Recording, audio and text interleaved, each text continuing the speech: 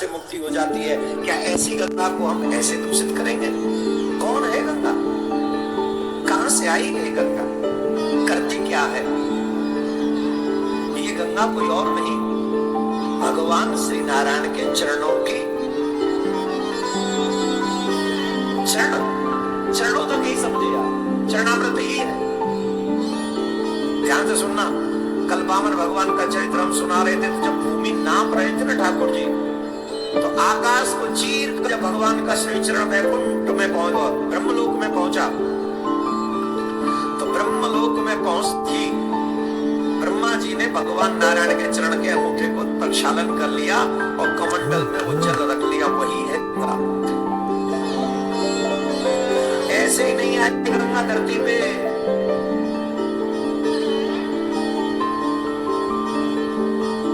आप लोगों को लगता है गंगा ऐसे ही आई है? कई पीढ़ियां लग गई हैं सूर्यवंशियों की, तब जाके गंगा आई है। राजा सगर के पुत्रों ने जब कपिल मुनि का अपमान किया, उनकी दृष्टि पड़ते ही सगर के 60,000 पुत्र नष्ट हो गए थे। तब से गंगा को लाने का प्रयास किया गया। फिर भागीरथ की तपस्या से ब्रह्मा जी प्रसन्न हुए, कहा कि मैं तुम्हारी तपस्या से प्रसन्न हूं, मैं गंगा को पृथ्वी पर भेजने के लिए तैयार हूं, पर गंगा के वेग को संभालेगा कौन? फिर शिव जी की तपस्या करी। शिव जी ने कहा हम संभाल लेंगे अपनी जटाओं में, आने दो। ब्रह्मा जी ने कमंडल से छोड़ा, शिव भगवान ने अपनी जटाओं में संभाल लिया। अब जटाओं में से निकले ही ना, बोले महाराज मां से निकली, यहाँ अटकी, कुछ तो कृपा करो। तब भगवान ने एक जटा खोली और वहां से गंगा, गौमुख से गंगा निकलती हुई गंगा सागर तक गई है।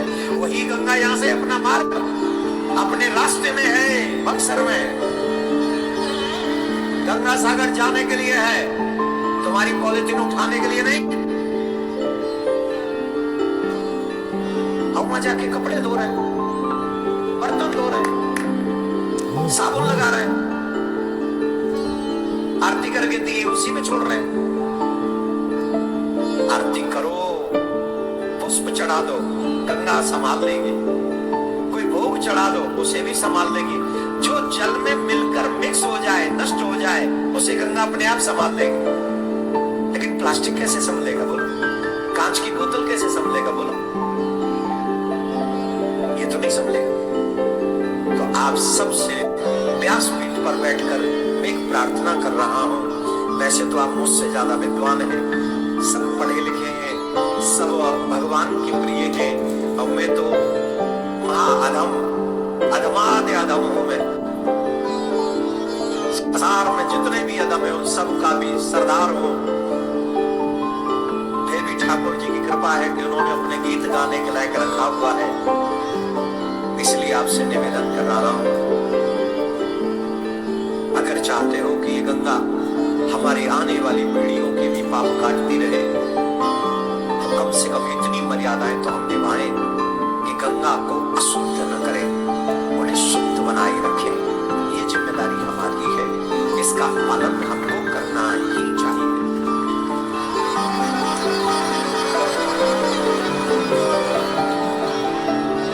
कौन कौन मेरी बात से एग्री है? आज के बाद कसम खाओ, जब भी गंगा स्नान करेंगे साबुन शैम्पू यूज नहीं करेंगे। दोनों हाथ उठा के प्रण करो। दूसरा, हम गंगा में कोई भी वस्तु फेंकेंगे नहीं, और अगर कोई हमारे आगे ऐसा कर भी रहा, वस्त्र भी नहीं धोएंगे। अगर कोई हमारे आगे ऐसे कर भी रहा होगा तो हम उसे हाथ जोड़ के रोकेंगे, मनाएंगे और कहेंगे आप भी ऐसा मत करिए। ये प्रयास हम सब, अरे इतने लोग करेंगे, बक्सर में से आधे भी कर लेंगे ना, 1 महीने बाद बक्सर में दोबारा ये गलती कोई करेगा ही नहीं। सिर्फ 1 महीने में आधे लोग खड़े हो जाए गंगा के घाट पे। कोई भी जब अच्छा उत्सव हो, कहे भैया ऐसा मत करो, ए भैया साबुन मत लगा, ए भैया एक जन तो भैया गंगा में जो पुरुष कर करके मैं तो मन कर रहा हूँ कि बक्सर को ना जाके एक त्यागी दे तो एक कंसरा है पर बक्सर को मैंने कहूंगा सुनो भगवान जी ने जाई कनेक्ट हो तो भगवान ने परमिशन दे रखी हो बाबा उल्टो मेरे ही सीख दे जामार में चुप रहो पर ऐसा नहीं करना चाहिए कभी भी नहीं करना चाहिए। गंगा स्नान का फल है नियम क्या है गंगा स्नान से पहले घर में स्नान करके जाओ तब जाके गंगा स्नान करो ये है पहले गंगा में स्नान नहीं डायरेक्ट करना पहले घर में स्नान करो फिर गंगा में जाओ और तुम तो भाग्यवान हो मेरे प्यारे हो तुम्हारे घर में गंगा बहती है भाग्यवान हो तुम कसम से। इसलिए आज बहुत अच्छा लगा आज वहां भी गए थे ब्रह्मेश्वर महादेव ऐसे मुंडी हिला रहे हो जैसे खुद भी गए थे क्या आप ऐसा हाँ अच्छा क्या गए थे हम तो गए थे ना तुम नहीं गए तो क्या 2 बजे लौट के आए और फिर यहाँ 4 बजे फिर यहाँ कथा कह रहे सवेरे के देखे हमको लेके जजमान विजय जी चलो मैं चलो और 2 बजे लौटे अब बताओ 2 बजे आके फिर पर आनंद आ गया। ब्रह्मेश्वर महादेव की कथा बड़ी अद्भुत है वो जो 1600 कुछ में यहाँ पर क्या नाम था उसका है अरे वो एक आदमी आता ना पापी सा वो जो कर रहा था मंदिर तोड़ूंगा नहीं अलग अलग नाम बता रहे मैं कोई नाम नहीं लो झूले में दे दो कोई आयो तो हम का बुआ को नाम ले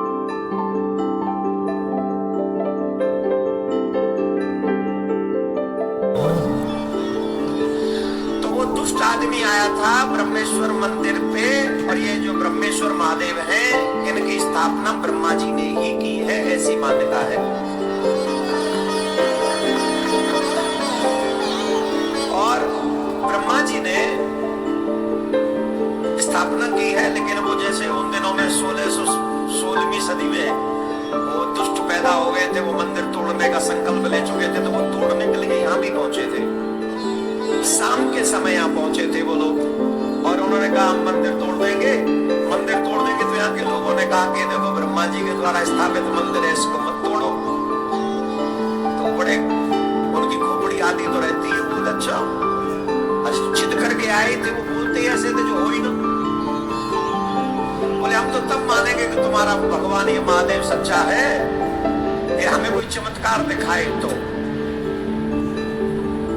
आज शाम से कल सुबह तक अगर तुम्हारा भगवान सच्चा है चमत्कार दिखाए तो हम मान लेंगे कि ठीक है तुम्हारा भगवान यहाँ है हम नहीं तोड़ेंगे। तो ऐसी कृपा हुई महादेव की महादेव से बड़ा चमत्कार कौन कर सकता है वो तो चाहे प्रलयंकर उनका नाम ही है प्रलयंकर वो तो कभी भी प्रलय कर सकते हैं।